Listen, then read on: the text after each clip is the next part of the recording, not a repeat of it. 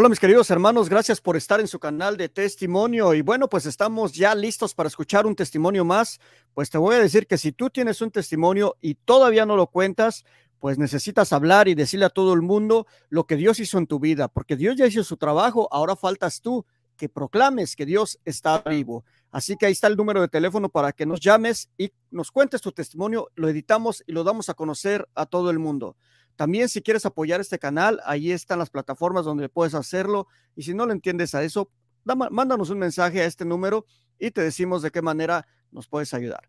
Bueno, pues en esta ocasión estamos contentísimos porque tenemos un testimonio que nos llega desde Nicaragua. Y tengo en este momento aquí ya conmigo a mi hermano Alberto. ¿Cómo está mi hermano Alberto?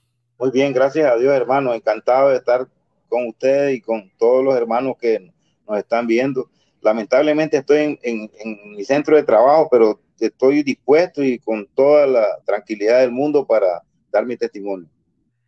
Amén, mi hermanito Alberto. Bueno, antes de comenzar con su testimonio, quisiéramos preguntarle, ¿cuál es su nombre completo? ¿De dónde es usted originario? ¿Y cuántos hermanos tiene?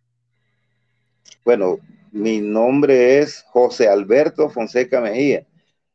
Siempre mis padres me llamaron solo Alberto y así me he quedado, ¿verdad? Pero soy de un departamento de Nicaragua que se llama Chontales, queda al centro de Nicaragua, y éramos 7 hermanos, 2 varones y 5 mujeres. Mi hermano menor falleció hace alrededor de unos 11 años.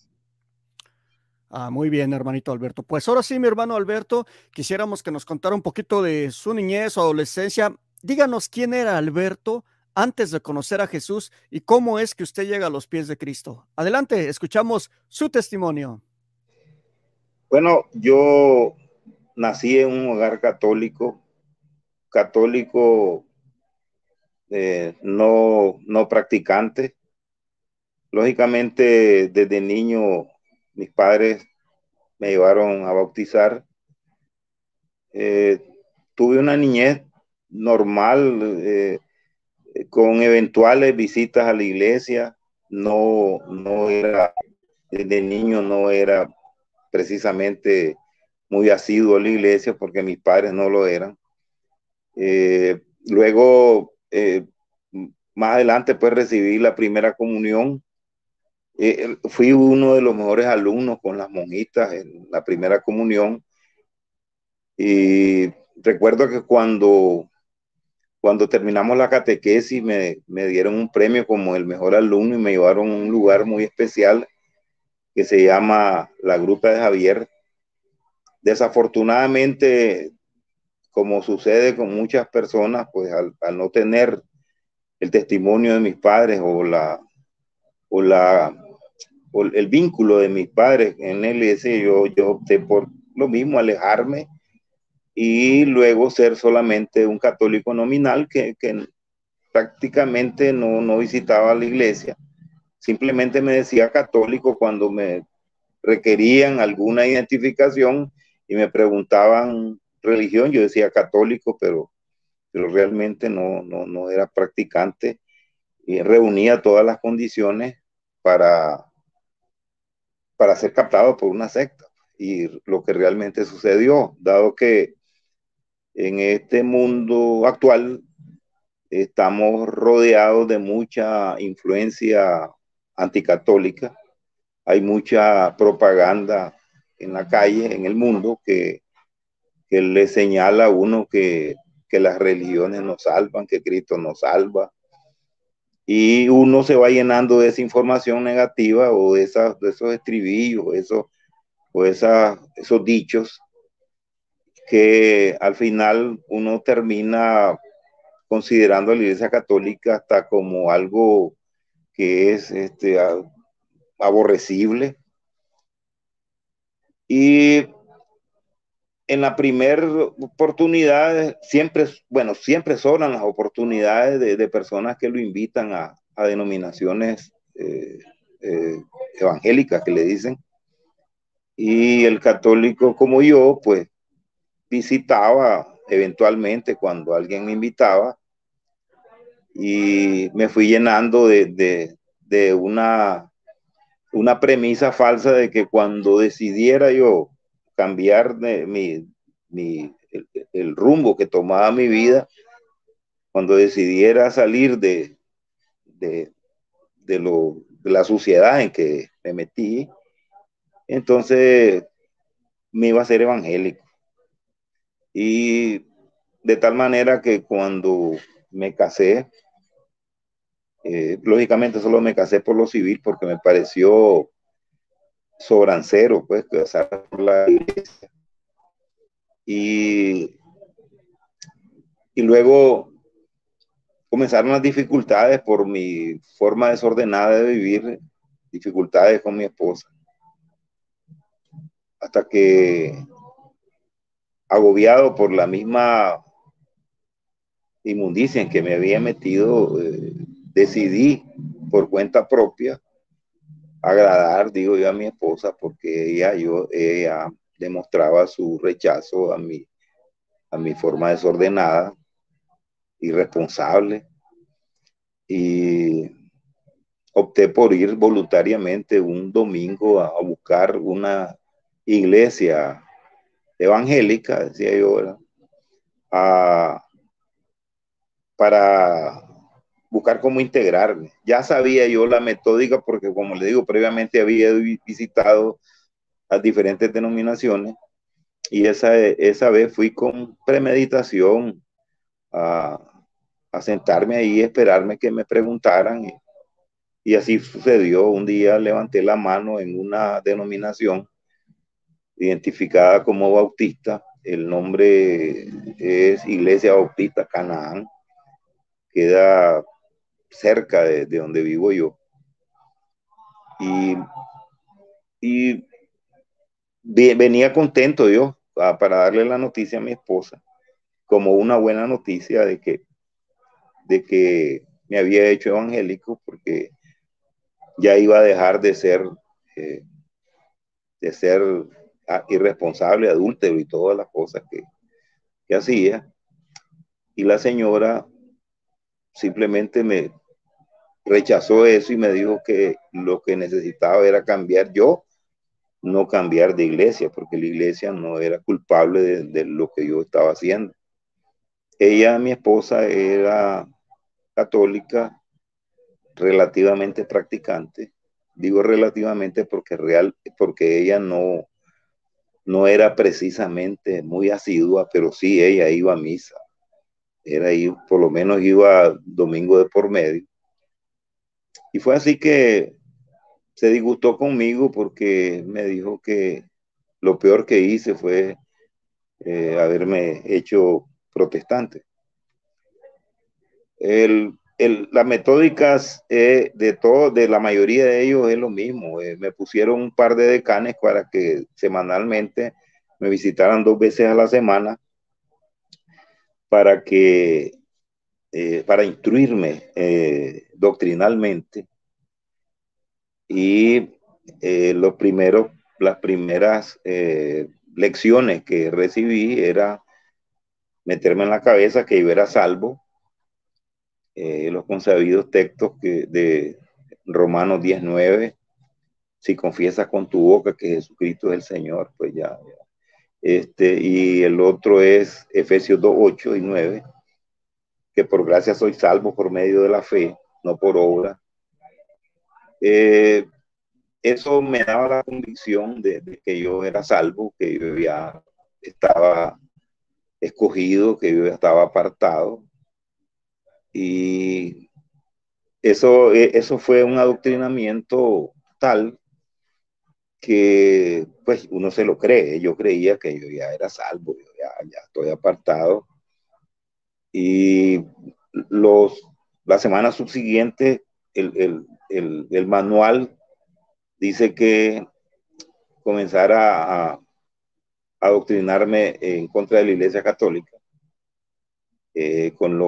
con los usuales textos de Éxodo 20, que se refiere a los ídolos, a la idolatría, Éxodo 24 y 5 especialmente, y algunos textos que hablan sus ídolos son de oro y plata, tienen boca y no hablan, tienen manos y no, como tienen oídos y no oyen, tiene aliento, ningún aliento sale de su boca, es el Salmo 135, Salmo 115. Eso me fue convirtiendo en un anticatólico por excelencia, fanático.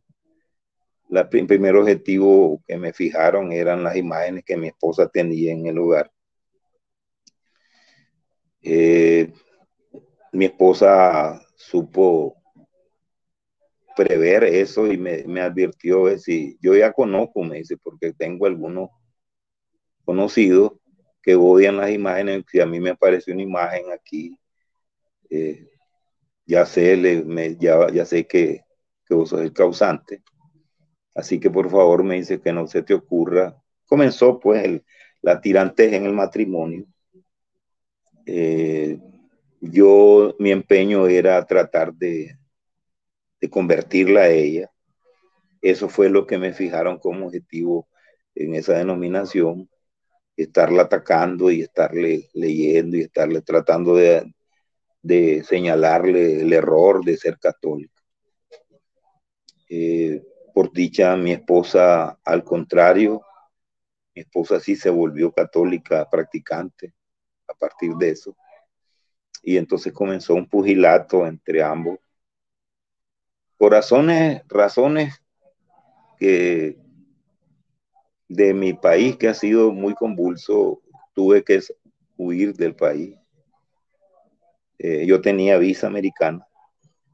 Me fui para los Estados Unidos y allá comencé a trabajar.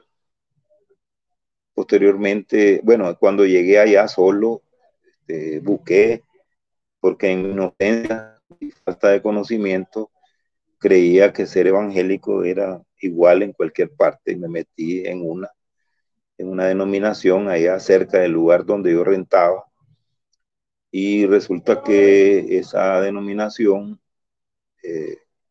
era, cuando me identifiqué yo, que llegaba de Nicaragua y que pertenecía a la iglesia bautista, me dijeron que estaba equivocado, pues que debía de sacarme todo eso de la cabeza porque solo Jesús es Dios. La denominación esta tenía la doctrina unicitaria. Entonces, por dicha, bueno, fue un trauma para mí porque tratar de sacarme de la cabeza todo lo que me habían enseñado en la iglesia católica de niño y lo que me habían adoctrinado los últimos 6 meses en la iglesia bautista. Por dicha no estuve mucho en ese lugar, fui a otro vecindario por razones propias de una persona que llega irregular a Estados Unidos y me fui a vivir en otro lugar donde me agregué a otra. Esa sí era trinitaria, pero tenía una línea pentecostal que era muy diferente pues a lo ceremonioso que son los bautistas. En la iglesia pentecostal era el asunto de los gritos, las cosas que... Todo eso me fue a mí, en cierta forma, me fue traumatizando porque ahí me fui dando cuenta de que ser evangélico no es una doctrina unánime. Fue una novedad para mí y también sirve para quienes están seducidos por irse para una secta, porque ser evangélico no es una doctrina unificada. Entonces, luego mi esposa llegó ya con nuestros hijos, pero yo ya estaba bien metido en el protestantismo. Yo ya era un fanático, ya yo andaba en los centros comerciales distribuyendo panfletos o hablando con parlantes y pegando gritos. Pues tal vez yo no era tan exagerado, pues pero realmente yo ya iba recibiendo la influencia de los gritos y de las cosas, aunque nunca pude asimilar el asunto de las lenguas, porque todavía algo en mí se resistía a algo que yo lo miraba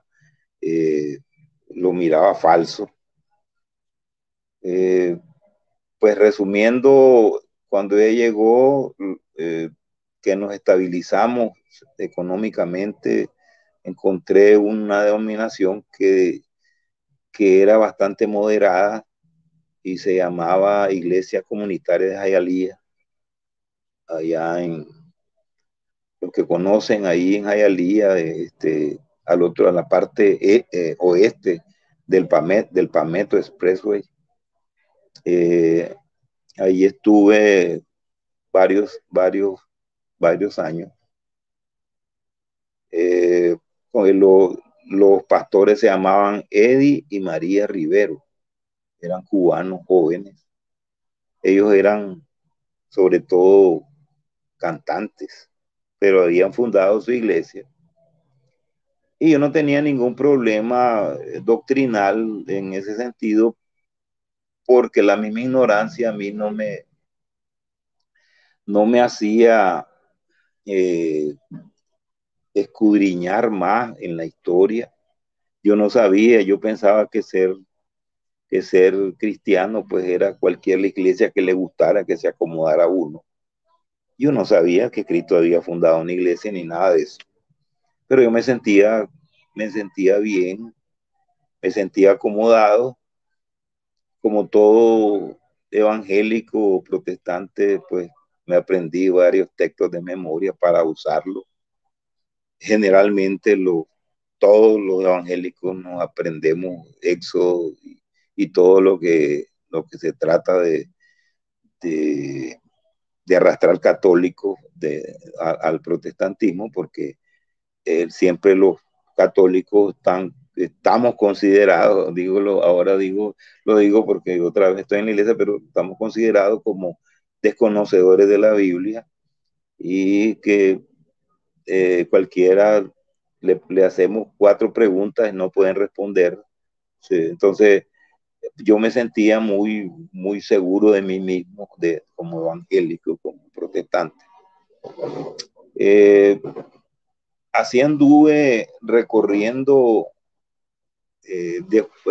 iglesias. Luego, como me cambié de un domicilio que se puede decir ya permanente, ya una casa propia, nos integramos a una denominación otra vez bautista, que era regentado, los dueños eran nicaragüenses también.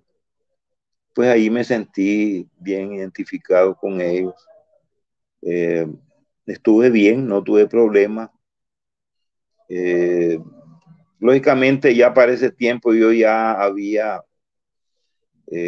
me había llenado de más conocimientos, se puede decir, bíblicos, y ya por lo menos intervenía en ciertos cuestionamientos a la doctrina, como sucede con todo el que está en una denominación que se llena de su propio conocimiento y luego comienza a cuestionar porque le parece que uno interpreta mejor que el que le está queriendo enseñar a uno.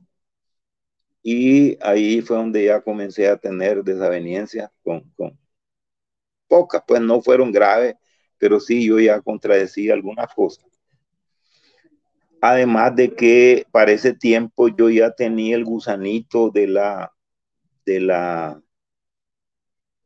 incógnita, aquello de que por qué tantos evangélicos no creían lo mismo que yo.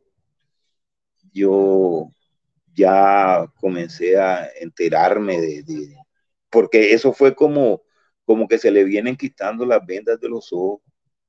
Fui enterándome de las diferentes doctrinas. Hay veces son diferencias abismales entre una denominación u otra. Debo decirle que yo me rebauticé allí, me rebauticé con esto, Iglesia Comunitaria de Hialeah, y lo mismo, porque yo no conocía nada. Yo pensé, a como ellos me instruyeron que el bautismo católico no servía porque como había sido niño, yo tenía que bautizarme ya, como dice San Marcos 16, 15, 16.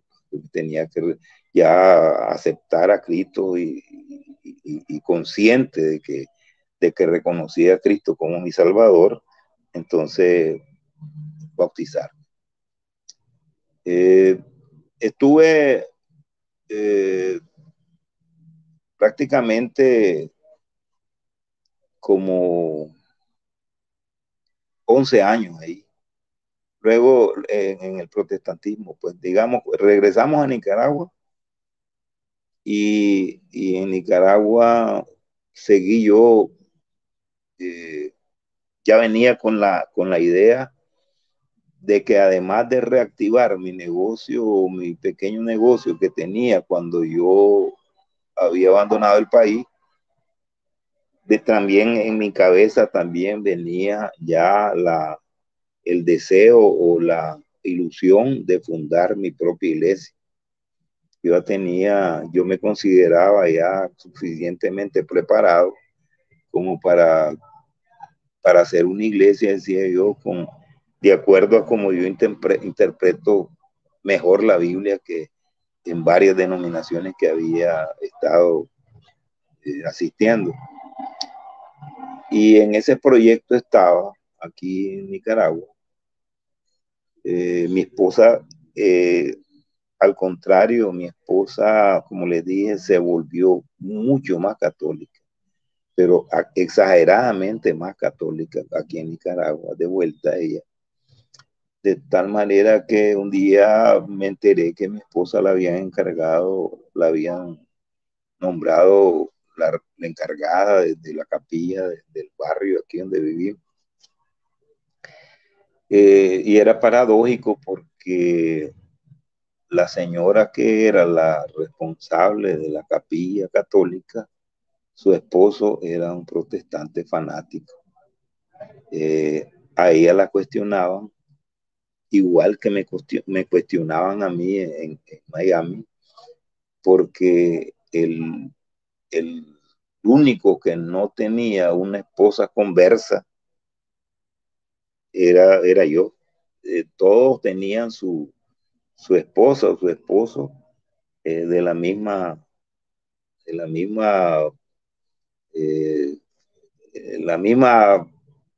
idea, las mismas doctrinas, la misma religión.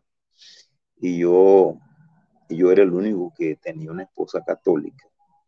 A mí siempre recibí críticas fuertes porque no había ejercido eh, mi iglesia, mi sacerdocio de la iglesia doméstica y a ella también aquí, porque decían, ella es la encargada y el marido es una persona vulgar, necia, porque todo el que miraba yo con un crucifijo, yo lo criticaba. Yo solo vivía, como decimos aquí, con la espada desenvainada contra todos los católicos. Pero y tuvimos graves conflictos. Lo que pasa es que ya teníamos nuestros hijos que incluso ella recibieron la comunión, la primera comunión escondido de mí. Ella nunca cejó, ella, a pesar de que nunca, no tenía la preparación como para contrarrestar todas mis objeciones protestantes. Sin embargo, ella era muy orante, muy agregada a cualquiera de las pastorales aquí, de enfermo, de oración, de todo tipo. Ella era muy entregada. Bueno, ahora en la actualidad es más todavía. Resulta que ella en cada lugar, yo iba a una parte aquí en nuestro hogar a buscar, digamos, ropa, calcetines, algo. Ahí me encontraba un texto bíblico, un versículo o una anécdota de algún santo católico.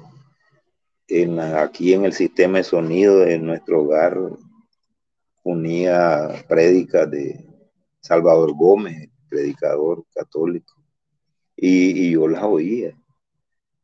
Yo le ponía música protestante, yo ponía música o prédicas de esos, de los predicadores protestantes. Era un pugilato, pero yo miraba, yo oía más coherente las prédicas católicas, pero había algo en mí que me decía, tan bonito que predica, tan claro que está lo que dice en la Biblia, pero es católico. No puede ser la verdad porque lo está diciendo un católico. Yo ya tenía el proyecto de buscar el local para fundar mi propia denominación cuando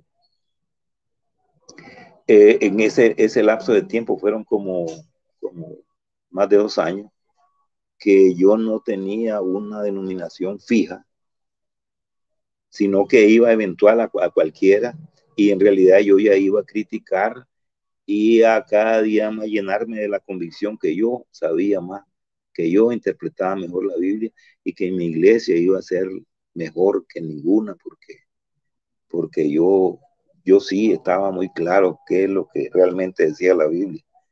Esa ilusión que tiene cada uno de los fundadores de secta, digo ahora.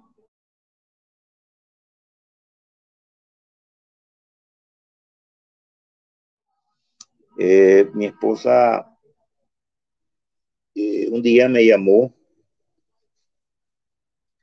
para decirme de que andaban unos misioneros católicos aquí en nuestro barrio y que el sacerdote había pedido que hospedaran uno en cada hogar, eran 3, por lo menos que ofrecieran 3 personas para hospedarlo, aunque sea uno.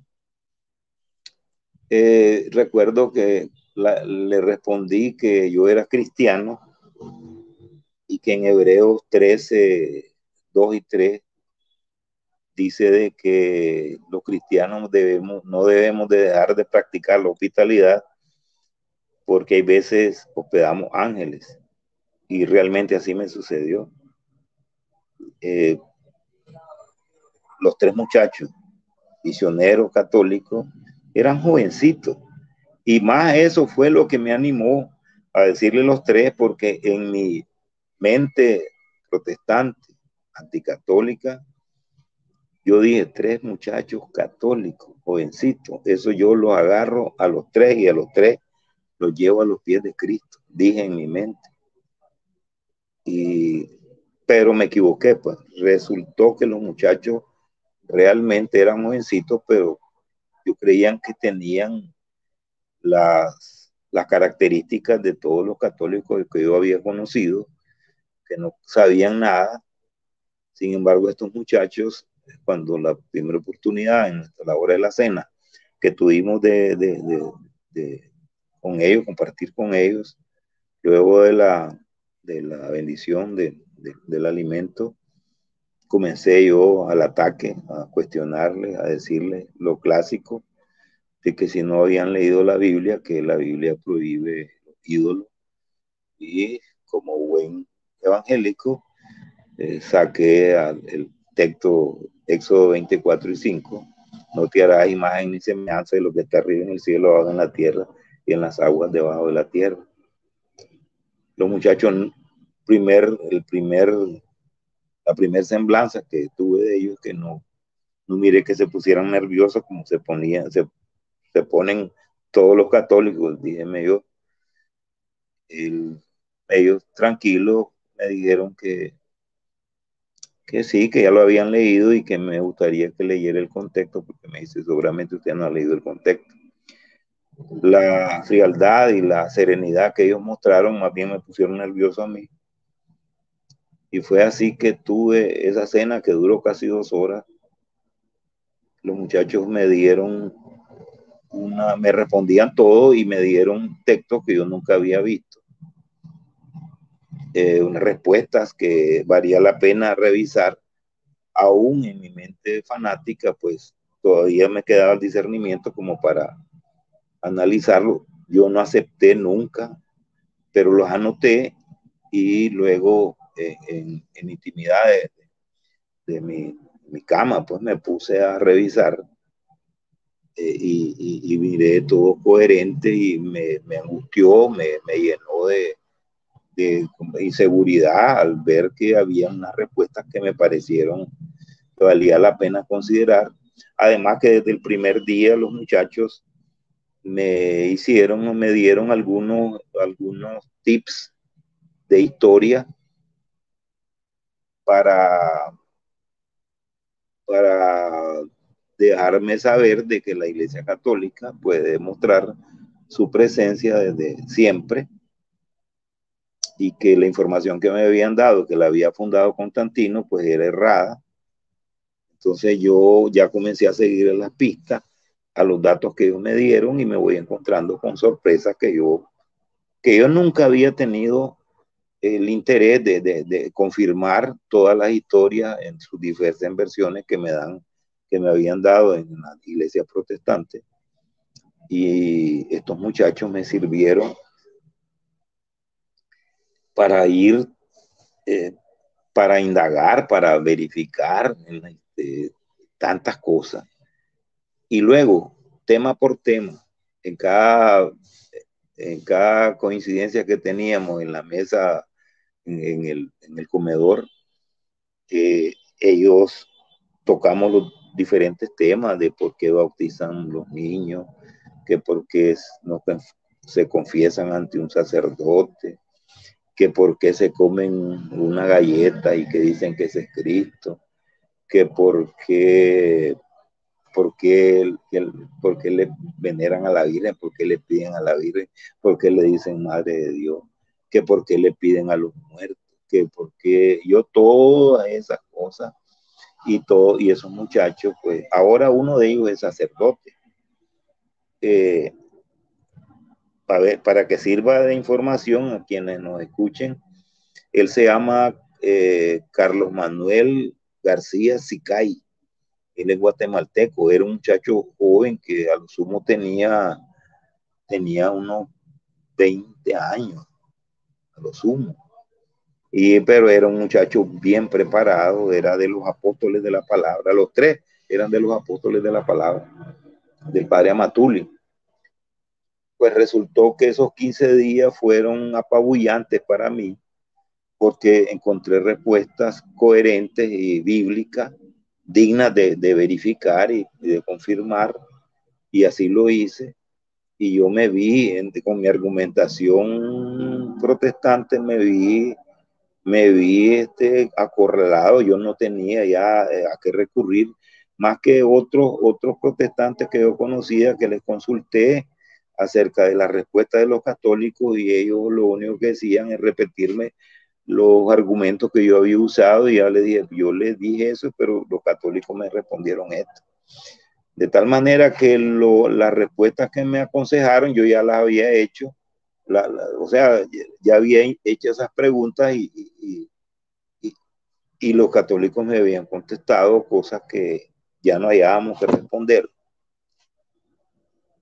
Ya lo único que quedaba es comenzarme a burlar o comenzar a descalificar, y ya ni siquiera le podía decir la mentira de Constantino, porque los muchachos sabían historia y yo también había confirmado una historia de lo que ellos me decían, de tal manera que yo sentí que la verdad sobrepasó mi fanatismo. Yo me sentí triste, realmente me sentí triste, pero en el fondo había algo que me hacía sentirme contento, porque a pesar de que mi mamita, le decía yo, no era practicante, mi mamá siempre tuvo una palabra de consejo de que siempre fuera católico, que la cosa. Y en cierta forma me alegraba que la iglesia de mi mamá habían respuestas, y yo me prometí, no, yo nunca acepté ni a ellos les dije que yo era que reconocía pues que estaba en el error. No, mi orgullo, mi soberbia no me permitió. Sin embargo, mi corazón sí, y tuve que eh, eh, pedir mucho en oración. ¿Qué hago? ¿Qué hago? Y mi proyecto de mi iglesia, de mi denominación, lo que iba a hacer yo, se me caía, porque digo yo, ¿y qué es lo que voy a predicar? Si me encuentro otros católicos así, eh, ¿qué voy a decir? Aunque siempre estaba la tentación de que hay tanta gente que son fáciles de captar para ser los miembros, pero yo realmente lo que quería, realmente yo quería estar cerca de Dios, y precisamente me había dejado el alcoholismo y todo lo que yo andaba porque yo quería componerme, quería tener una vida más cercana a Dios. Y ahora que encuentro a dónde está la iglesia de Dios, la iglesia que fundó Jesucristo, yo estoy en ese dilema. Pero pues pudo más, pues la verdad, o pudo más el deseo de pertenecer a esa iglesia. Y fue así que los muchachos se fueron y yo nunca acepté. Yo simplemente me despedí de ellos aquí. Fui muy cordial con ellos, sí, cuando se despidieron. Y me quedé en una ebullición en mi mente esos 15 días posteriores. Fue así que un domingo que mi esposa se estaba preparando para ir a misa, yo ya me había preparado de antemano, porque no, me preparé, me vestí y todo, y le pregunté, ¿ya vas para misa? Y ella me dice, sí. No, pero no me dijo sí así, sino que en una forma hostil, porque ella sabía que yo siempre me burlaba de ella por ser católica. Y ella me dijo sí. Entonces le dije en la forma más sumisa y más pausada que puede decirse, le digo, no, no, si no me estoy burlando de vos, lo que quiero es, le digo, que a mí me gustaría ir a misa. Y ella me queda viendo y ella todavía no me creyó. Me dijo, no te estés burlando de mí, me dice que ya te conozco. Y le volví a decir la tercera vez, realmente quiero ir a misa.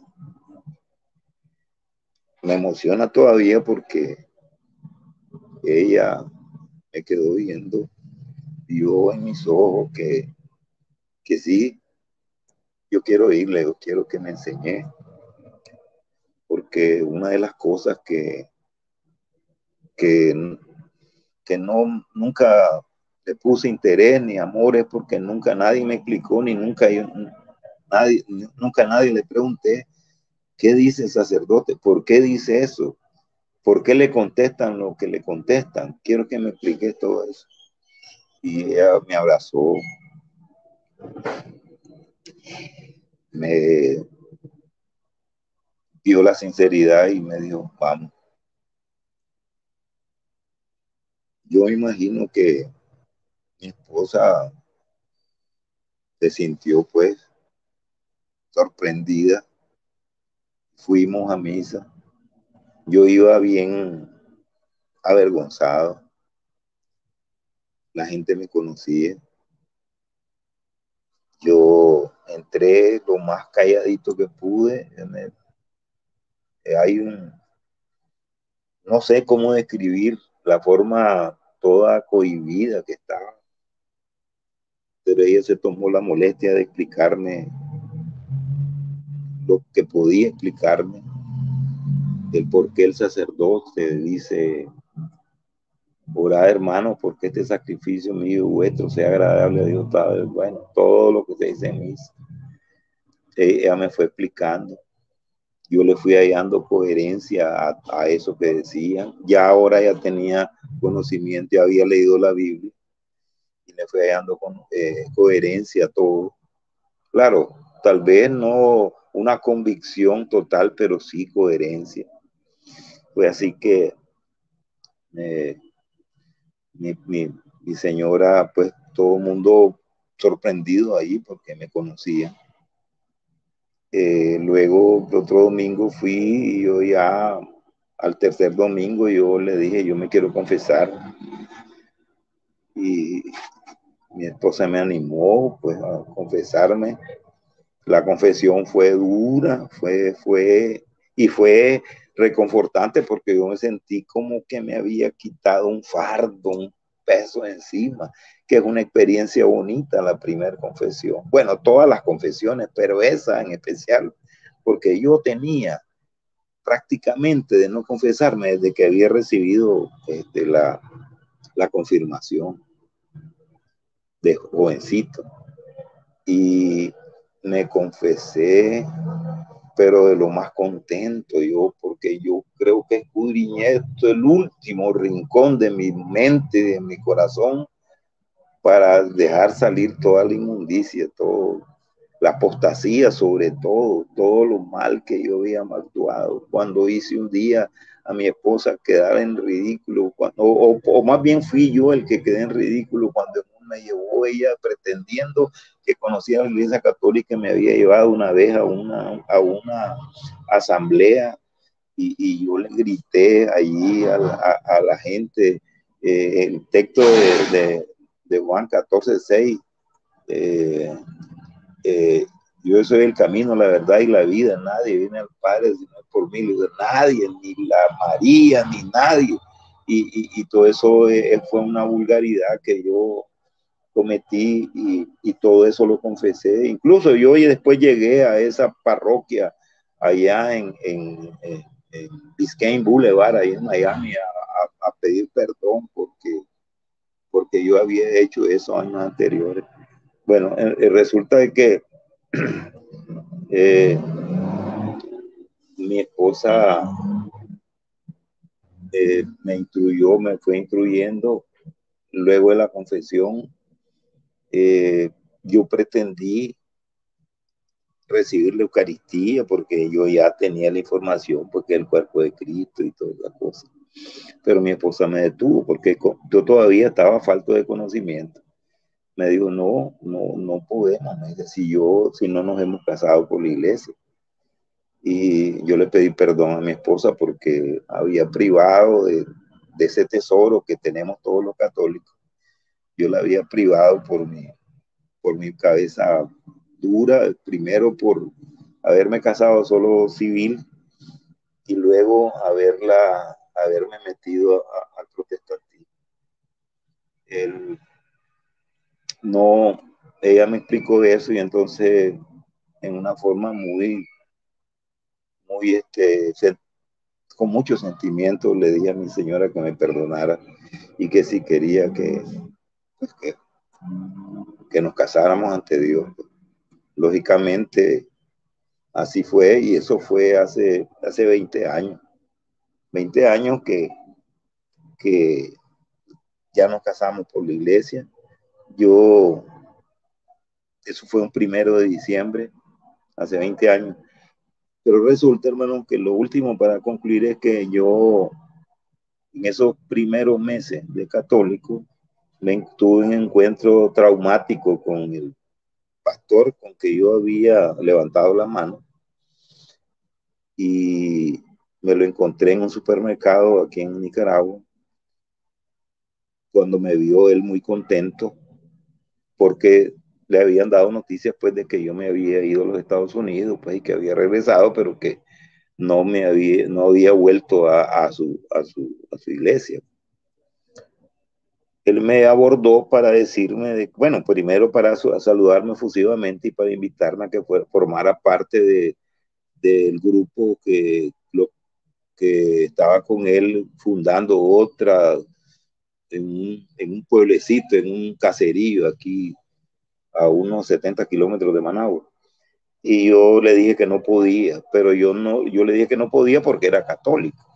Y en segundo lugar porque tenía miedo de identificarme, no quise identificarme como católico, sino que solamente le dije que no podía. Entonces él me arrinconó, me preguntó que por qué no podía, que a dónde me estaba congregando.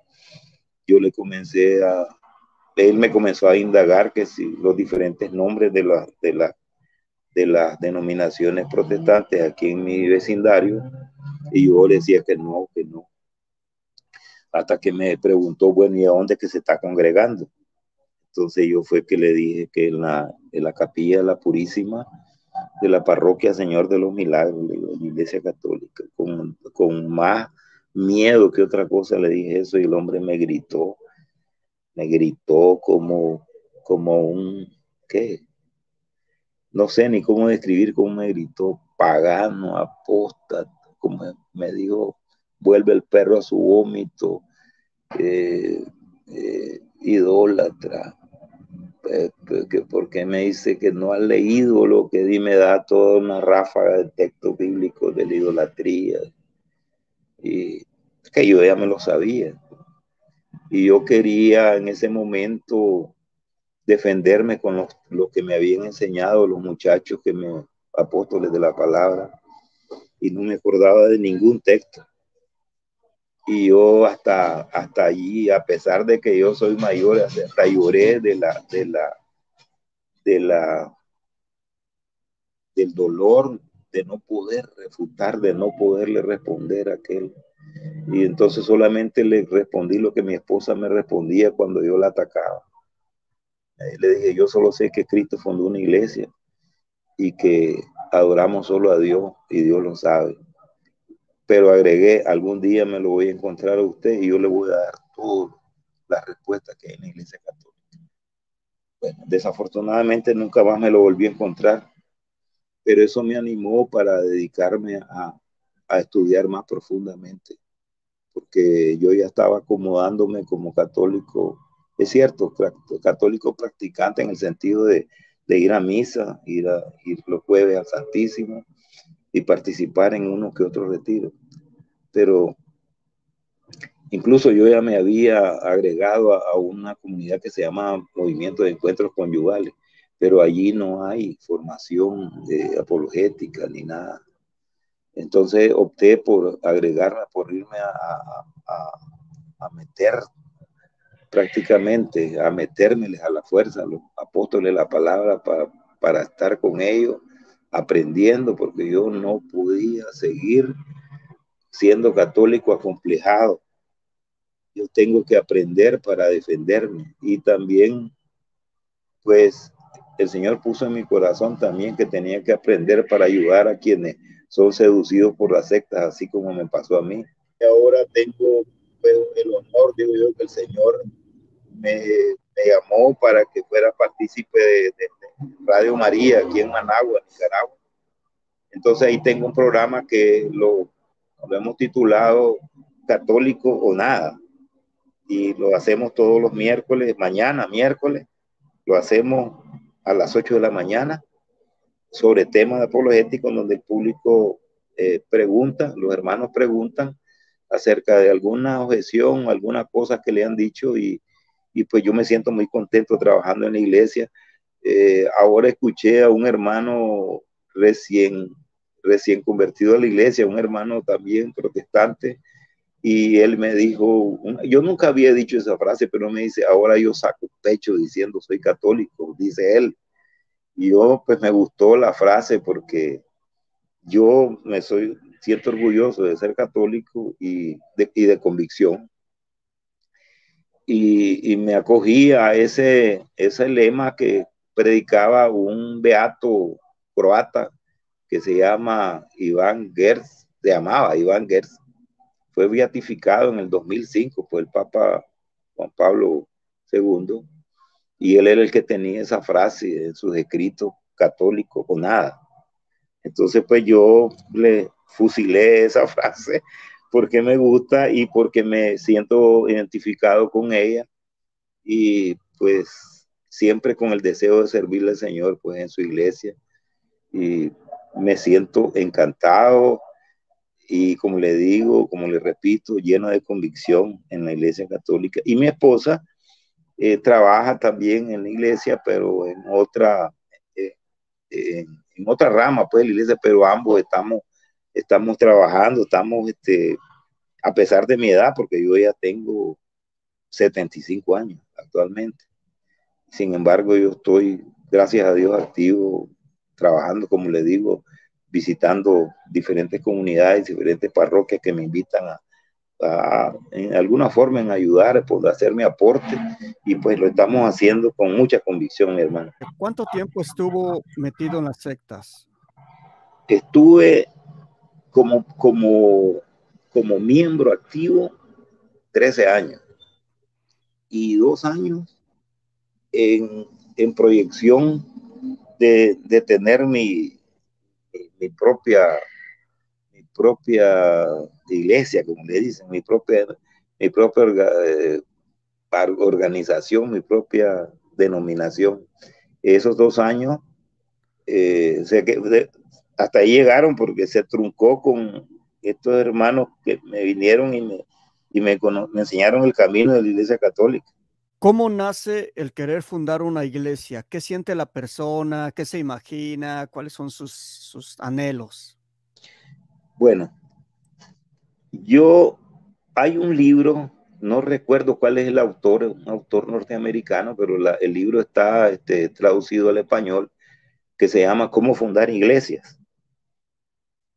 Yo ya venía madurando la idea y alguien me recomendó que comprara ese libro para que me ayudara a usar métodos de captación de gente, métodos organizativos, y, y eso fue lo que hice. Pues compré ese tipo de especie de manual, y la idea era tener una congregación que se asemejara lo mayor posible a, a las enseñanzas de la Biblia. Esa es la idea, que cada quien se constituye. En el caso mío, yo me creí ser mejor intérprete que los pastores con que yo había estado, en los lugares que había estado yo.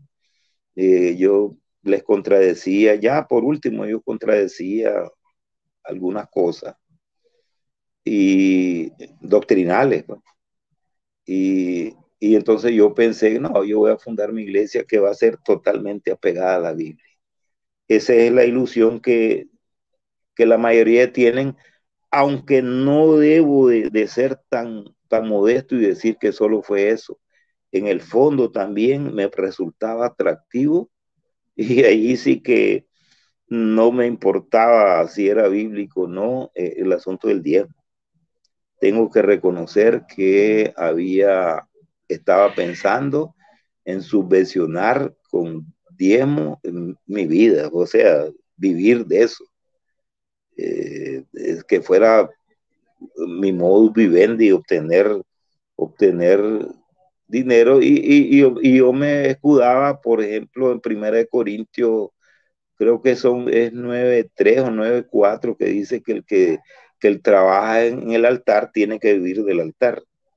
Entonces, o sea, el que trabaja en el altar eh, tiene derecho a vivir del altar. Yo lo primero, buscando primero, como todo emprendedor, entre comillas, eh, yo dije, pues lo más económico, porque voy a aventurar, lo más económico es lo clásico, buscar el garaje de la casa, comprar unas 100 sillas plásticas, un sonido que todavía lo conservo ahí, tengo el sonido, micrófono, sonido, pues, y conocerse una veintena de textos bíblicos impresionantes, pues, bueno, es clásico que el protestante aún, el Nobel ya se sabe de memoria textos que los recitan, impresionan al que no sabe nada. Por ejemplo, que alguien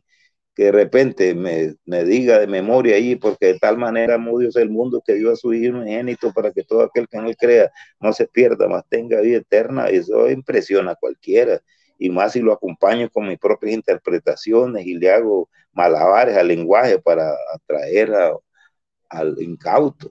Y precisamente ese es uno de los textos que se usa cuando alguien es católico. Lógicamente el objetivo son los católicos, y entonces es una forma de decirle que no se necesita iglesia, porque con solamente creer en Cristo, con ese texto, porque de tal manera amó Dios al mundo que dio a su Hijo unigénito para que todo aquel que en él crea, no se pierda, más tenga vida eterna, solamente hay que creer en Cristo, le decía yo. Entonces, ahora yo tengo cómo refutar a, a los argumentos que yo usaba anteriormente como protestante. Hermano, ¿cuál fue su experiencia cuando recibió la Eucaristía después de tantos años sin nada? Hermano, hasta hoy, 20 años de recibir la Eucaristía y hasta hoy sigo con la misma o mayor emoción cada vez que voy. Yo a mi esposa le digo, yo me emociono cuando voy a recibir la Eucaristía. Y yo quisiera que todo mundo, por eso es que yo trabajo en esto, porque yo quisiera que todo mundo, sobre todo los católicos alejados, los católicos fríos, los tibios, que le pongan el verdadero valor que tiene la Eucaristía. Cuando yo recibo la Eucaristía me emociono. A mí se me salen las lágrimas de la gracia que estoy recibiendo a Cristo. Y yo quisiera que todo, yo me entristezco cuando llegan personas a recibir la Eucaristía casi con indiferencia, sin saber el gran valor que tiene. Digo, ¿por qué una persona tiene que haber tenido una experiencia en el protestantismo, una experiencia dura, digo yo, en la Torre de Babel, para conocer el gran valor que tiene la Eucaristía? Yo quisiera transmitírselo a las personas sin necesidad que tengan una experiencia en el protestantismo, que sepan que ese tesoro lo hemos tenido siempre y ese tesoro solo lo tenemos nosotros. Yo me sigo emocionando y me voy a emocionar todos los días de mi vida con la Eucaristía. Cuando usted predicaba, ¿qué veía en el rostro de la gente? ¿Realmente la gente es feliz ahí? Puras emociones carnales, y yo, una de las cosas que comencé yo a cuestionar era eso. Yo cuestionaba el imprimirle bulla y gritos y brincos para que la gente, cuando ya se estuviera dando el sermón, la gente estuviera eufórica. Y yo siempre, o sea, por eso la línea pentecostal yo la miraba con bastante recelo. Yo tal vez recibí influencia, pero poca con los pentecostales. Me gustaba más la línea más moderada de los bautistas. Sin embargo, también son anticatólicos. Yo viví en las entrañas del monstruo y sé que son todos anticatólicos. Y lo que predican es emocionalismo. A mí me faltó contarle, y bueno, voy a aprovechar ahorita con mi esposa, que un día la llevé engañada porque a mí me cuestionaron de que no la había podido convertir, ella era inconversa, pagana, idólatra, me decían ahí, y yo tenía la culpa. Y entonces yo la llevé con engaño. Ese día la anduve enamorando, diciendo, porque ella rechazaba totalmente el ir al culto. Ella iba a la misa y ella llevaba escondido a mis muchachos. Cuando yo no lo llevaba al culto, ella lo llevaba a la iglesia. Era un pugilato. Entonces, un día me dijeron que iban a hacer un culto con un predicador puertorriqueño que iba a predicar un especial para ella porque la iban a convertir. Y yo la llevé engañada. Yo tengo la foto de ese día, de ese día que estoy con ella allí. Estoy todo sonriente porque yo quería ponerme bien graciosito, bien con ella para que no se me espantara. Y cuando el hombre predicó sobre el tema de San Pablo, sobre el yugo desigual, y cuando terminó de hablar, el hombre dijo que si el mensaje de Dios había llegado en alguna persona y esa persona tenía nombre y apellido, se tenía Celeste de Fonseca. Si alguna persona el mensaje había llegado, que lo manifestara y que aceptara a Cristo como su único y suficiente Salvador. Y mi esposa me quedó viendo como criticándome porque ella me había advertido a mí que no me ande diciendo que yo levante y acepte a Cristo ni nada de eso. Y entonces ella me quedó viendo y la gente, todo el mundo la miraba puesta en ella y ella sintió que era algo que le querían forzar y ella se puso de pie. Cuando se puso de pie comenzaron a aplaudir y comenzaron a aplaudir. Yo también hasta me sentí como que emocionado, como que era cierto y ella pidió el micrófono. Se fue caminando y nadie dejaba de aplaudir porque una pieza mayor había captado y yo también me sentía contento. Pero ella agarró el micrófono para decir de que ella había aceptado a Cristo en la iglesia católica y que ella era católica y que no iba a cambiar nunca porque Cristo fundó una sola iglesia. Y los mariachis callaron, dice la canción, ahí callaron los aplausos, porque no era que estaba saliéndose de la iglesia, sino que estaba confirmando que Cristo está en su iglesia. Eso fue un rompimiento con mi esposa porque fue un gran conflicto. Quedamos pues ya más tirantes, pero ella por lo menos me dijo que no volviéramos a tocar el tema, que no me volviera, se me ocurriera invitarla a nada de eso, y así quedamos. Nosotros nos estábamos unidos con nuestros hijos, y que en realidad pues yo la amaba, es una excelente esposa. Y a pesar de que era, según decía yo, era inconversa, era idólatra, porque mi esposa siempre tenía su imagen de la Virgen de la Concepción, que es la patrona de Nicaragua. Y que ella decía que nunca iba a resignarse que yo fuera protestante. Y siempre me decía, el que tenía que cambiar era vos, no la iglesia no tiene la culpa. Y bien que le agradezco su persistencia, su perseverancia, porque ahora pues ambos nos animamos en lo que hacemos y ella y yo ahora sí somos una sola carne y ahora sí nos comunicamos nuestros problemas y cómo solucionarlos en asuntos de la iglesia, porque ella es dirigente pues, de aquí de la pastoral, de las pastorales y pues yo trabajo en lo mío, pues que en la apologética pues, y estamos bien, nosotros somos felices. Solo Cristo salva, pero en la iglesia. Cristo no salva que le arranquen la cabeza y que prediquen con el Cristo sin su cuerpo. Y que yo le pido, si realmente aman al Señor, que consideren unos textos que ni el mismo Martín Lutero y sus compañeros de desobediencia quisieron, a pesar de que conocían esos textos, quisieron reconocer el mensaje que tienen. Uno, el Lucas 10:16 dice que el Señor dice, quien nos escucha a ustedes me escucha a mí, quien me rechaza a ustedes me rechaza a mí. Hay que ver por qué el Señor le dijo eso a la iglesia. A una iglesia le dio esa particularidad especial. Esa mismo se lo dejó saber a Saulo de Tarso, el perseguidor de la iglesia. ¿Por qué me persigues? ¿A quién perseguía Pablo? Saulo perseguía a los seguidores de Cristo, a la iglesia de Cristo.